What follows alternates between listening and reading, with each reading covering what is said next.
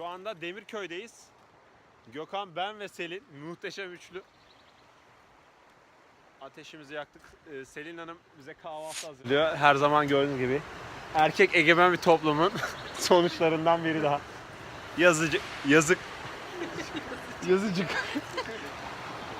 Görüyorsunuz. Anlatmaya gerek yok.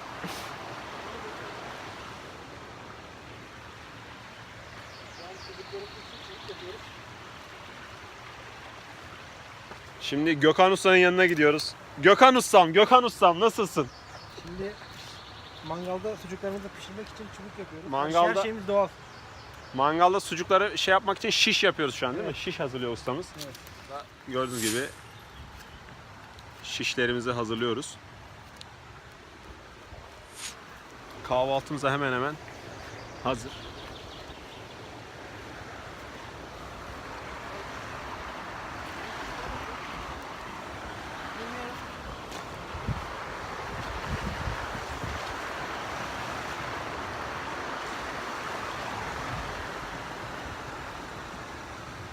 Neyle aldın mı? Şile nerede?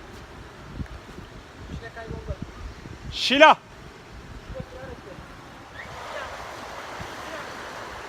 Şila! Gel.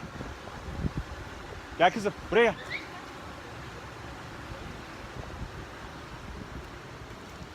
Gel. Bak kızım.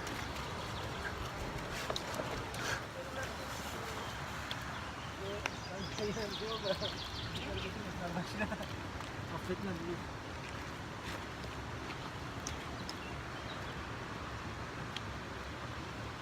Şila!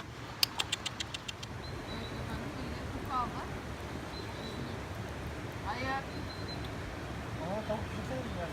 Kollar.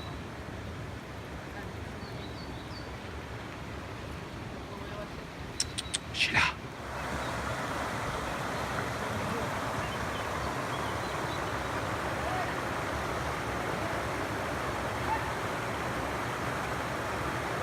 Görüyorsun. Ya hayır kızım. Şile. Hayır kızım. Hayır.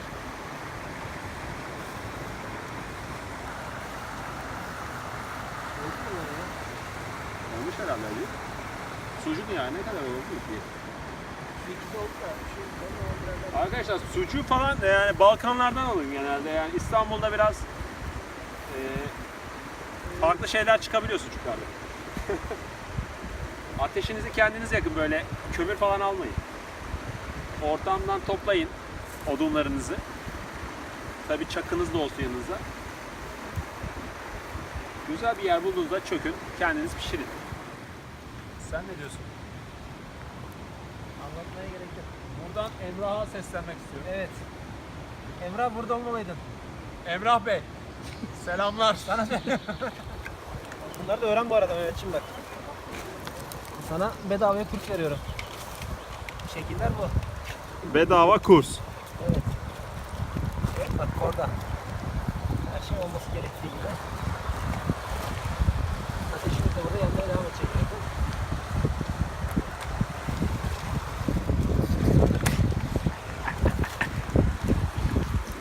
Allah seni.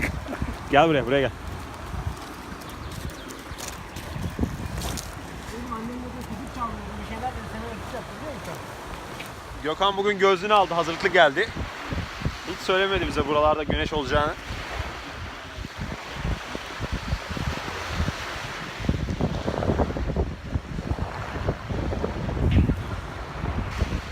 Şila! Gel!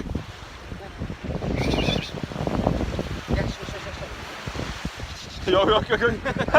Tekirdağ Çorlu'dan 1,5 saatte geliyoruz buraya. Şimdi Şila geliyor, Şila'yı çekelim.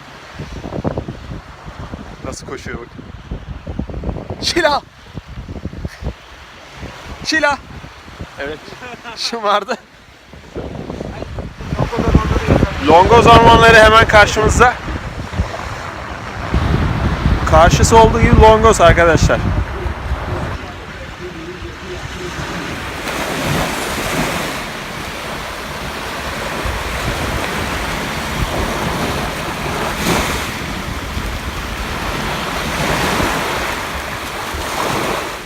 Bak bak.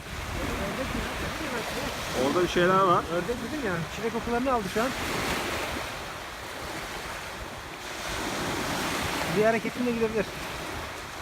Evet. Şila şu an onlara kilitlendi.